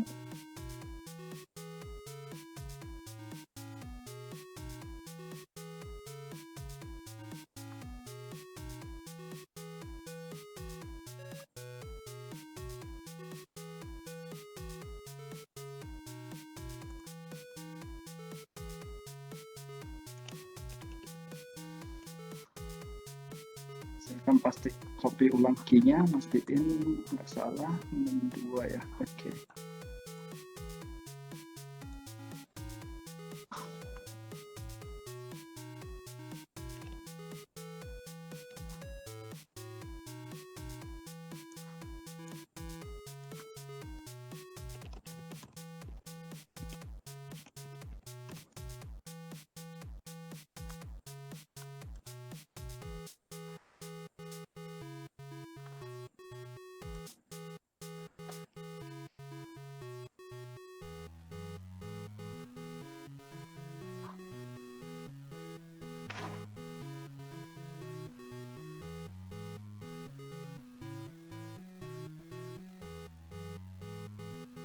Oke, di sini ada Outpoint Gateway yang sudah saya download, tinggal saya install.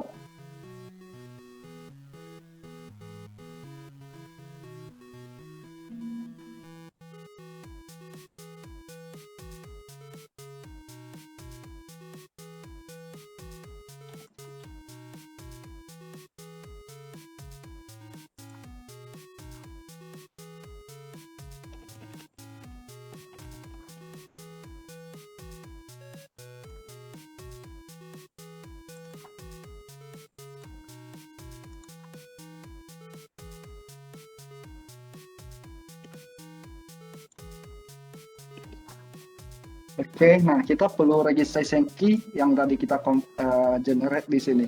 Ya, saya akan download dulu key-nya ke sini karena beda lokasi ya. Bentar.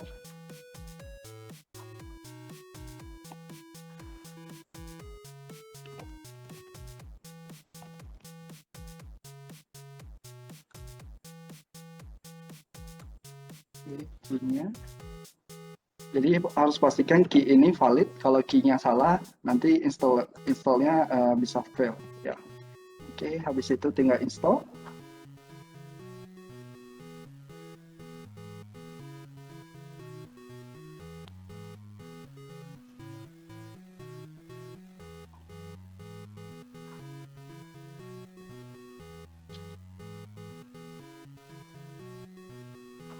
Oke, sambil menunggu install ada beberapa pertanyaan ya. Ada pertanyaan dari Pak Andi, untuk mobile VPN bisa menggunakan akses portal nggak ya, yang mirip-mirip web VPN? Iya, ini akan kita bahas di minggu depan. Jadi di Postcard itu ada satu fitur namanya akses portal. Nah, ini akan kita bahas di Jumat depan. Ya.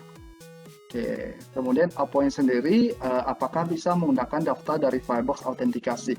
Oke, untuk Outpoint sendiri, database-nya berarti menggunakan database dari Outpoint, ataupun kalau kita integrasi dengan LDAP. Jadi tidak menggunakan daftar user ataupun database dari Firebox autentikasi. Nah, ya. Oke, ini status sudah selesai terinstall. Kita bisa cek statusnya di sini. Ya, biasanya harusnya nunggu beberapa saat akan terlihat statusnya aktif. Selama ceknya benar ya. Kita juga bisa cek service-nya.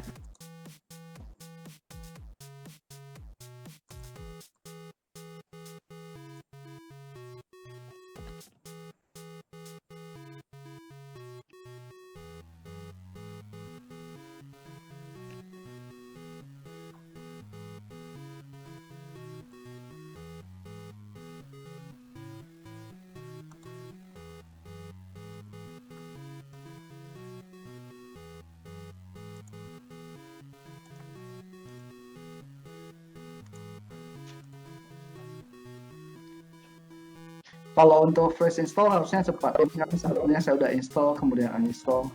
Ya, kita bisa cek di sini, harusnya udah aktif.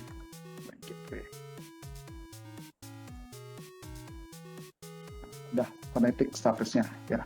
Itu beberapa saat. Ya. Nah, kalau ini udah berhasil, oke, yang step berikutnya harus kita lakukan adalah kita melakukan aktivasi, ya, aktivasi token di usernya. Ya, contoh saya akan bikin seolah-olah baru, jadi saya akan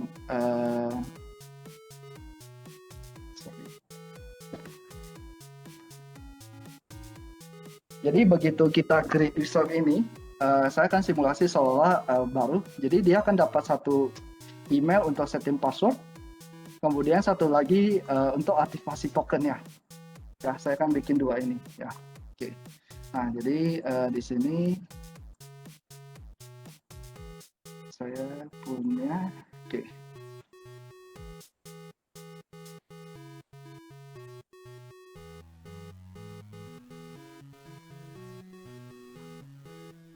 Jadi Oppo ini hanya bisa diinstal di atas Android ataupun iOS ya. Kebetulan ini saya simulasi menggunakan Android simulator ya.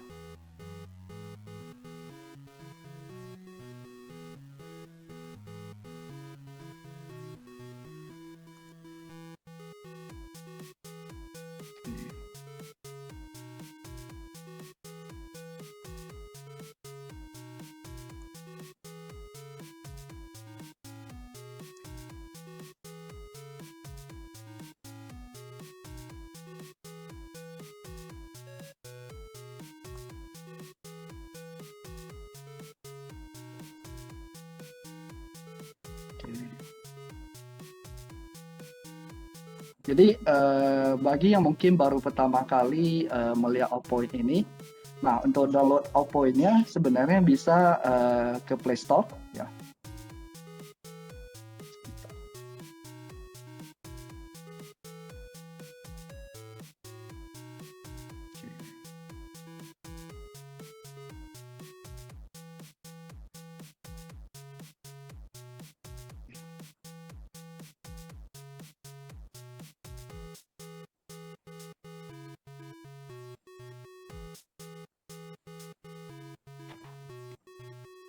Sebentar.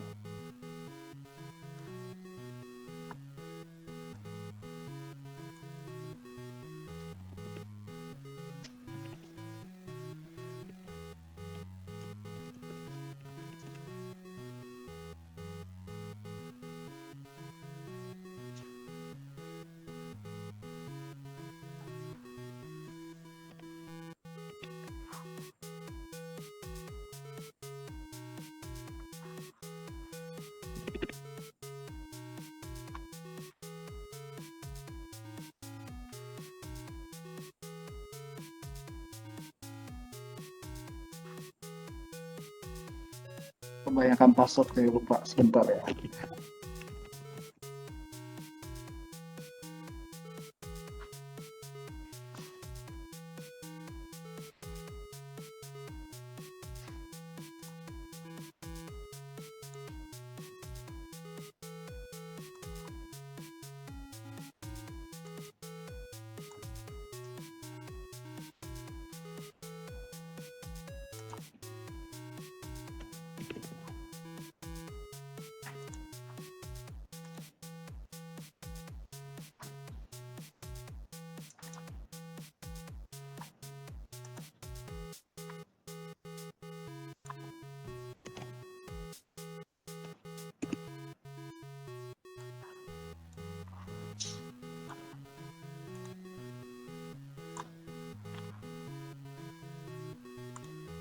Oke, nah jadi bisa download di Play Store, tinggal nyari Allpoint. Ya, nanti akan muncul website Allpoint ini, tinggal install. Ya, oke, begitu install, biasanya nanti bisa lihat aplikasi seperti ini, tapi kosong. Ya, kebetulan kali ini saya udah aktivasi satu, jadi bisa kelihatan di sini. Ya, nah jadi begitu tadi usernya di create, maka user tersebut yang tadi kita define di sini. Sebentar. Nah, define di sini ada email ini, maka otomatis WatchGuard Outpoint ini dari cloud-nya akan mengirim ke email ini 2 email. Jadi satu untuk bikin password account-nya, kemudian satu lagi untuk aktivasi tokennya. Ya. Oke. Contoh tampilan di sisi email. Di sini saya terima 2 email, satu untuk set password, kemudian satu lagi untuk aktivasi. Ya. Oke. Jadi karena saya sudah punya password sebelumnya, jadi saya tidak akan redefine lagi. Jadi kalau nanti kalian bikin baru, bisa langsung create passwordnya ke link sini. Ya, saya akan ke arah aktivasi account tokennya. Jadi tinggal saya start.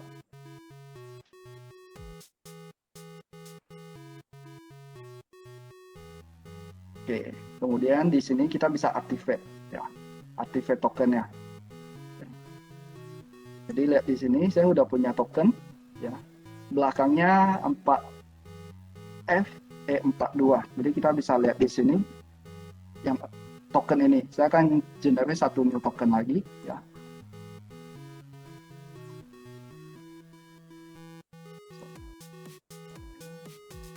Saya activate. Dia akan otomatis mengarah ke aplikasi ini. Jadi kalau kita install dari Android ataupun iStore, selama kita udah install dia akan otomatis. Ya. Dan sebenarnya ini token ketiga misalkan yang saya save. Maka ketika nanti saya melakukan VPN, saya bisa menggunakan lebih dari salah satu token ini. Jadi fungsi multiple token ini adalah contohnya misalkan kita punya lebih dari satu mobile device. Nah, jadi beda mobile device, beda token. Jadi ya terserah kita mau menggunakan token yang mana. Ya. Oke. Nah, saya akan simulasi yang tadi kita udah setting apakah sudah jalan sesuai atau belum. Ya.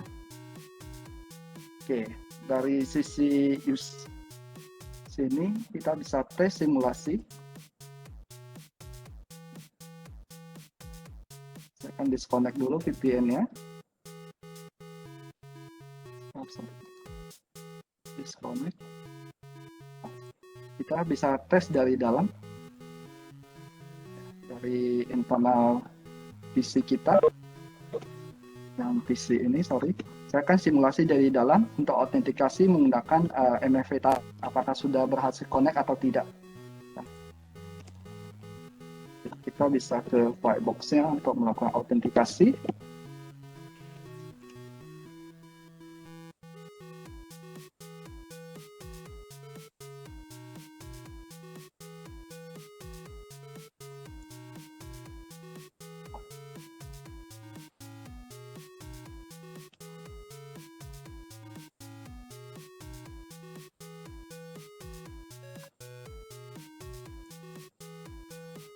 Oke.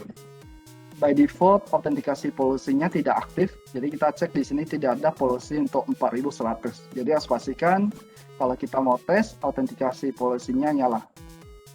Oke, out, saya aktifin dulu.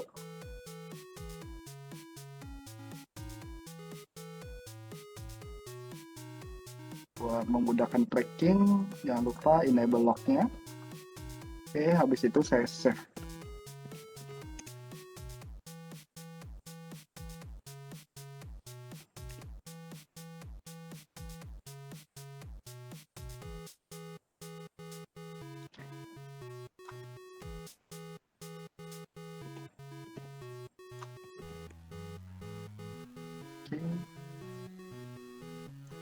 Nah, kita bisa tes dulu simulasi integrasi dengan Outpoint-nya sudah berhasil atau belum. Kalau sudah, nanti baru kita integrasi dengan VPN-nya.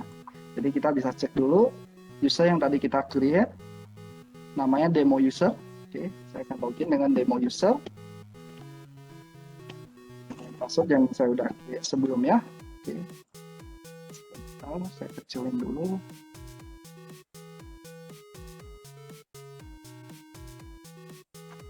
Oke, jadi kalau udah berhasil, nanti akan muncul push message di token saya ya.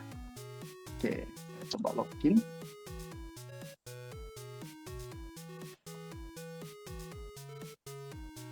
Oke, nanti ada yang fail.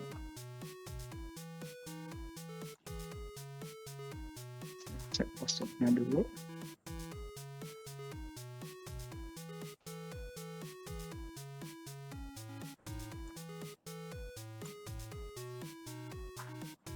Oke, salah password tadi.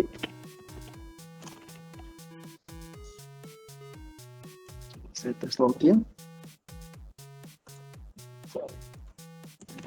So,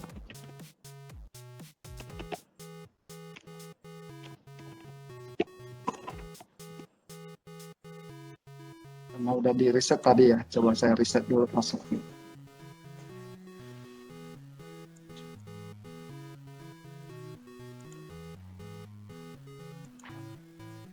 Oke, sekalian saya reset passwordnya. Ya, password.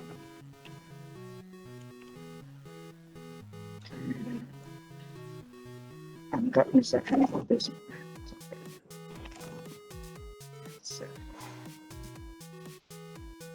maksudnya sudah update.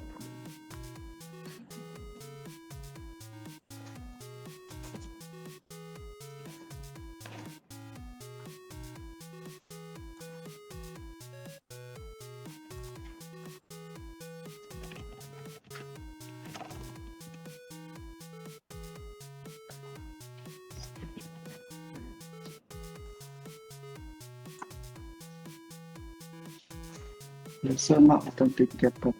Oke.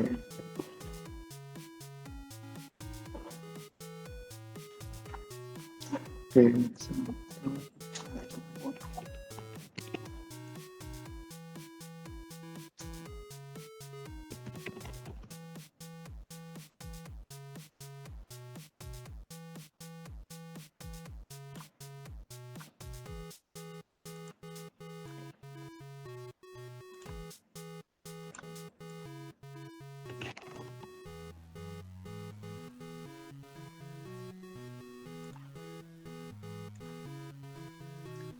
Coba saya cek masuk WP Cloud-nya.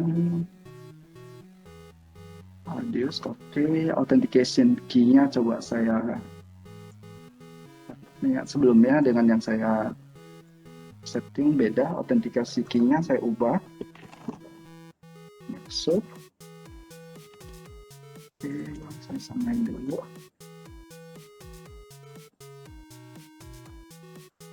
Jadi harus pastikan share secret-nya sama, karena kalau tidak komunikasi ke radio servernya akan fail, jadi autentikasinya tidak akan berhasil.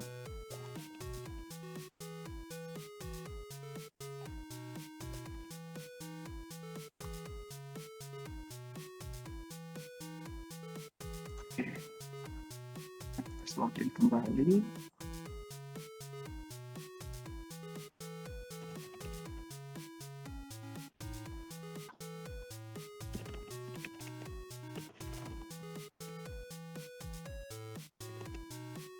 Oke, ini udah berhasil. Tadi saya secretnya tidak sama. Nah, ini hanya buat memastikan bahwa autentikasinya udah jalan atau belum. Ya, jadi ini autentikasi integrasi dengan Oppoint sudah berhasil. Nah, step berikutnya kita bisa aktifkan MFA ini di sisi mobile VPN. Ya, oke. Nah, jadi kita udah setup integrasi dengan Oppoint dengan menggunakan radius ini. Ya, step berikutnya yaitu kita aktifkan di sisi mobile VPN ya. Oke, ke SSL. Nah, karena tadi saya create autentikasi server baru, maka di sini akan muncul opsi. Ya, kalau kita lihat di sini setup authentication server radius namanya Oppoint. Ya, oke. Jadi di VPN ini akan muncul autentikasi baru.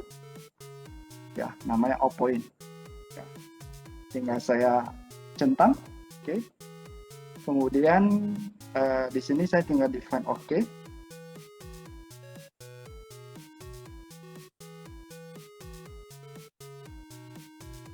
Oke, jangan lupa define usernya ya. Bisa define user, bisa define group ya. Jadi dalam hal ini saya bikin user, saya create demo user,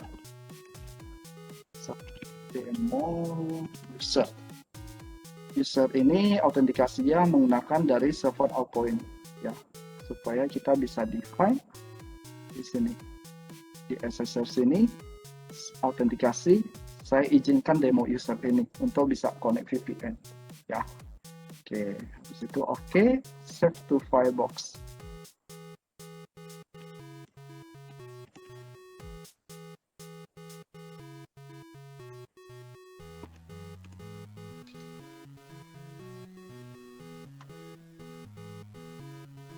Oke. Nah, sekarang saya akan simulasi dari usernya. Ya, jadi dari endpoint ini yang berada di luar untuk VPN ke sini dengan menggunakan MFA tadi. Ya, oke. Jadi, ini user eksternal ya. IP-nya ya, 68. Oke. Nah, jadi di sini kita punya, kalau nanti kita ada setup autentikasinya sudah menggunakan Allpoint, maka usernya kita bisa menggunakan user dari Allpoint. Dan karena di sini by default autentikasi servernya, di sini kita bisa lihat adalah Firebox. Maka ketika kita akan login menggunakan user Allpoint, kita harus pastikan name server ini dimasukin. Ya, jadi di sini saya harus masukin Allpoint slash nama usernya. Ya, kecuali ini yang berubah menjadi default. Maka kita bisa langsung menggunakan usernya yaitu demo user tanpa Allpoint. Ya. Karena di sini defaultnya adalah Firebox DB, maka saya masukin informasi ini. Nah, kemudian masukin passwordnya. Ya. Oke. Nah, begitu saya connect ke sini, nanti juga sama. Saya akan dapat notif dari sini, ya, di tokennya. Oke, coba kita tes login. Oke, nah di sini kita bisa approve atau deny. Jadi ternyata kalau misalnya, oh saat ini saya tidak connect VPN, ternyata ada yang connect VPN nih, maka saya bisa deny access. Begitu saya deny access, VPN ini akan diputusin. Dia akan coba reconnect lagi, kita akan terima notif lagi, saya tidak login VPN. Berarti user saya mungkin udah bocor nih kredensialnya. Saya deny aja, otomatis VPN ini tidak akan berhasil connect. VPN ini akan di-disconnect. Ya. Oke, nah contoh saya approve aksesnya, ya, baru ini akan berhasil. Di sini saya approve. Ya, jadi dengan ada MFA, walaupun kredensial kita bocor, orang sudah punya informasi username password kita, ya mereka belum tentu bisa gunakan untuk akses. Karena masih satu step yang harus dilewati, yaitu MFA ini. Ya. Oke, saya rasa sudah mengcover ketiganya.